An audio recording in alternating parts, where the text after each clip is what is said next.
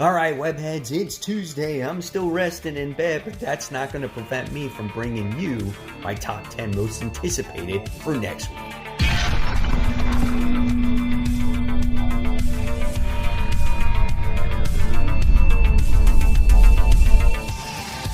Hey, all my webheads out there, welcome back to Comic Book Corner 2.0. And fans, I am your host, Mike Spider Slayer, always helping you make decisions on what comic books to buy. And today, guys, I'm bringing you my top 10 most anticipated comic books. This is for May 5th, 2021, guys. It's never too early to start that pull list for next week. And hopefully, like I said earlier, this helps you make decisions on what comic books to buy. And guys, before we get started with this week's list, why don't you consider entering the Road to 10K X-Men giveaway and win these fabulous X-Men prizes. It's pretty simple how to enter. All you're going to have to do is like this video, subscribe to this channel, don't forget to hit the bell, and of course make a comment during some point during this video about the comics that you're most anticipating. So let's get started with this week's list, kicking it off with the hot seat. And the hot seat is always a book that I'm thinking about possibly picking up or might be dropping, and this one's book goes to Dynamite's Invincible Red Sonja issue 1. Now, this book is on the radar for me because it's got a pretty good creative team on it. It's got Amanda Connor and Jimmy Palmiotti. I can never say his name right. Great creative team, been doing things for years. They did Harley Quinn for the longest time, and I have read Red Sonja comics in the past, and some of them were good. I haven't read one recently, so I'm kind of on the fence if maybe I should give this one a try. There's some beautiful variant covers when it comes to Red Sonja, just in general, as well. So I might give this one a try. This one is 32 pages and $4. All right, so let's officially kick off this countdown now with number 10, and this would definitely be on the hot seat if Red Sonja wasn't on there. And this is the event that none of us have been excited for, and this is Heroes Reborn. This is issue 1. What would the world be without Avengers, right? And that's what this series is about. But it's just like, it feels like this is just an alternate story that's going to exist for a few issues, and then it's just going to go away. Like, Jason Aaron is already talking about his next story when it comes to Avengers, right? When it comes to after Heroes Reborn, it just feels like it's just going to be there and then it's going to be gone. So it's like, why should you pick this up if even Marvel is not even really hyping this up, right? So I'm going to try the first issue. I'm going to see what it's about. I think the only other issue that I might buy when it comes to Heroes Reborn is the Peter Parker one where he's like Jimmy Olsen or whatnot. I am not buying any of the tie-ins to this. Again, I'm lucky just to buy this particular book. Now, this book is $6, and you're probably wondering, well, Mike, why is it $6? Well, it's because it is 56 pages. So it's not $6 just to be $6. So we'll see what it has to offer. That's all I can say. All right. Next, let's move on to number 9. And number 9 is Hellions issue 11. A lot of the X books are getting ready to do its gala events, so they're wrapping up story arcs and whatnot. And this one is called Funny Games Level 3. Sometimes a fantasy, Psylocke versus Betsy Braddock in a 30-year-long battle. Empus misdeeds come back to haunt him, and Mr. Sinister's teeth hurt. What's going on here? I don't know. So, I don't know. We got the two Psylocks battling against each other. It seems like it's been a while since Hellions has come out. Am I right or am I wrong? Just let me know in the comments below. 28-page standard comic book. This one is $4. Again, get ready for the X-Men Gala because that's what's coming up next. All right, number 8 on the list goes to Batman Fortnite 0 Point. This is issue 2. Now, issue 1 was all the craze, right? My shop sold out of this book. They sold like something like 70 copies in the first day alone. I was lucky to get a copy, and it wasn't really because of the story. Obviously, it was for the kids that wanted that Fortnite code to unlock that Harley Quinn skin. I wound up getting it. My son unlocked the skin. Pretty cool. But I think the big thing is when you get all the codes, it's going to unlock something special, right? So the story itself, though, was like a 2-minute read. It was like Batman gets thrown into the world of Fortnite, and he realized that he can't remember basically who he is. He can't even speak, so he's basically in the video game, and he's thirsted into a match, into a battle royale, and he has to survive. And the storm is closing in on him, and he finds Catwoman. That's basically what happens in the issue, and they can't remember each other. They just know they fight well together, and that was pretty much where it last left off. Not a bad read. I thought the artwork looked pretty cool, but the story was very lacking. So we'll see how it progresses from there. Obviously, I'm going to buy it for my son so I can get him that code, and we're going to see what it unlocks by the time we get done with everything.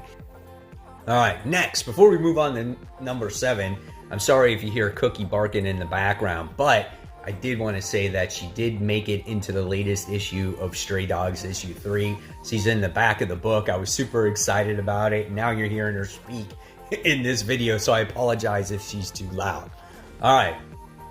Next, moving on to number 7, we have from Bad Idea. This is ENIAC issue 3.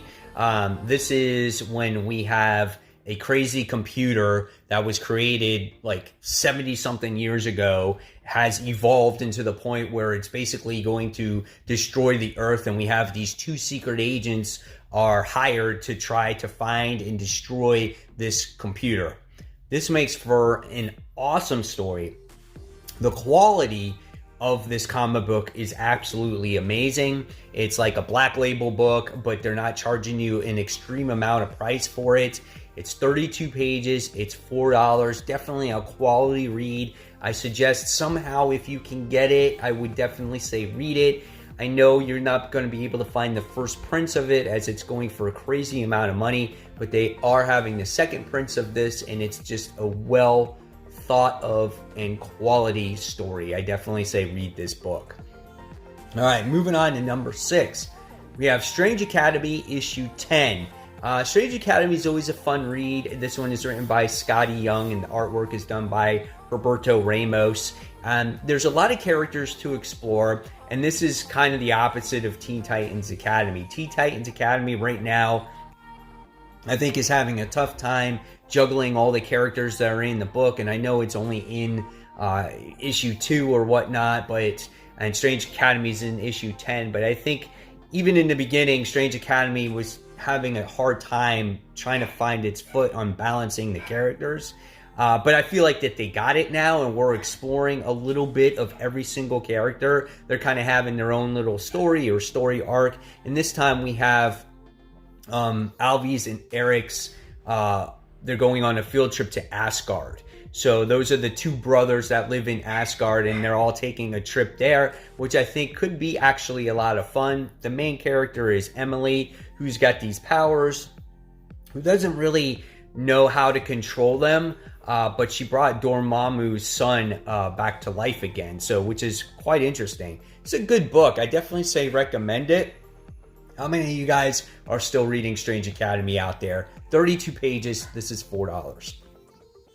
All right, guys. Moving on to number 5, we have the Immortal Hulk. This is issue 46. If you're following the legacy numbering, this is issue 763, and this is the description that it says. We thought they were dead. We thought they'd been banished, controlled, made harmless. We were wrong. The Gamma monsters are coming back, converging one by one on New York City, and who can stop them now? Who can save us from the Immortal Hulk? Now, the Immortal Hulk has gone absolutely crazy. All his personalities have been ripped from him. The leader's been in complete control. There's been all these doors.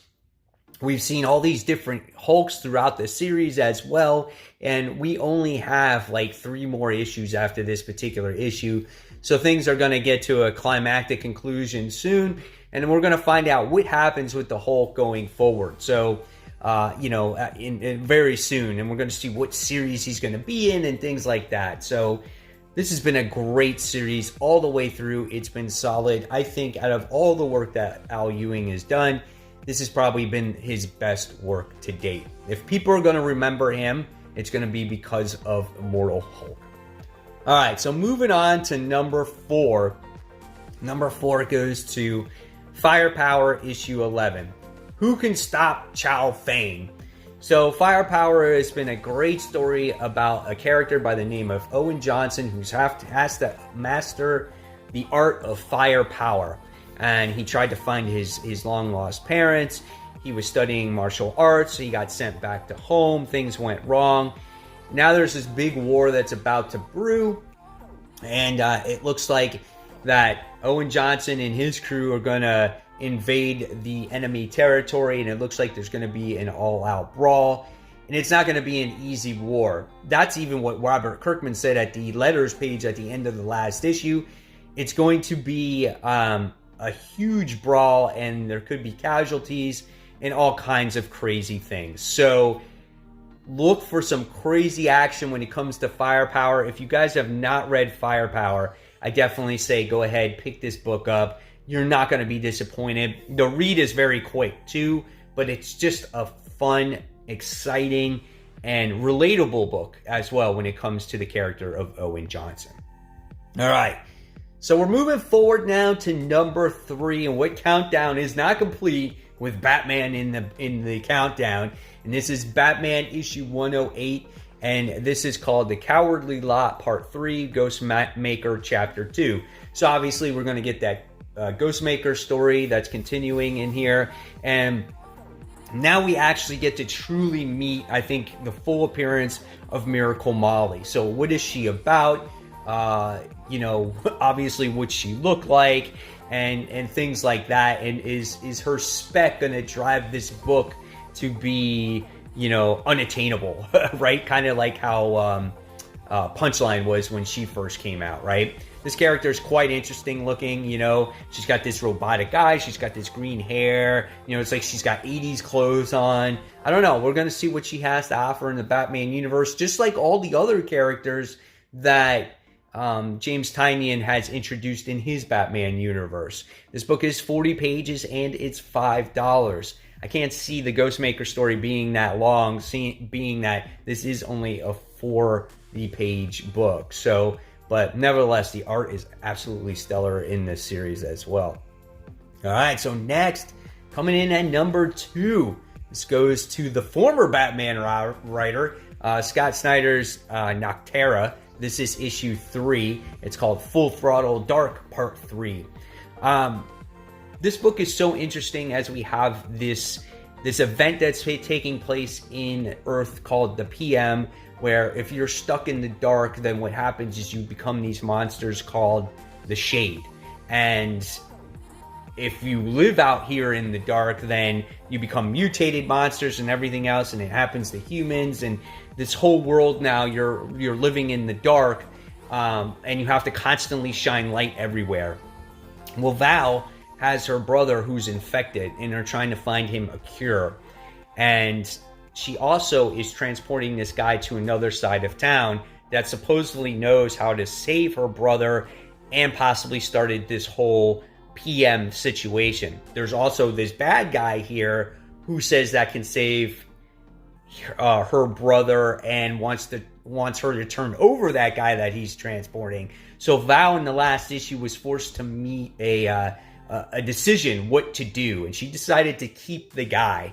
So now right away she's developed an enemy, and this mysterious enemy is pretty badass. He won't hesitate to kill anybody. Can't wait to see how this book develops. The artwork in here I think was done by Tony S. Daniel. It's gorgeous. It's a great world, great character development. 32 pages, $4. Definitely recommend this. All right, and last but not least, my most anticipated book, and this is, I would say, series, summer event, whatever the case may be. This one goes to Star Wars War of the Bounty Hunters. This is the Prelude Alpha. Okay, so this is the story where a lot of our favorite character or bounty hunter is Boba Fett.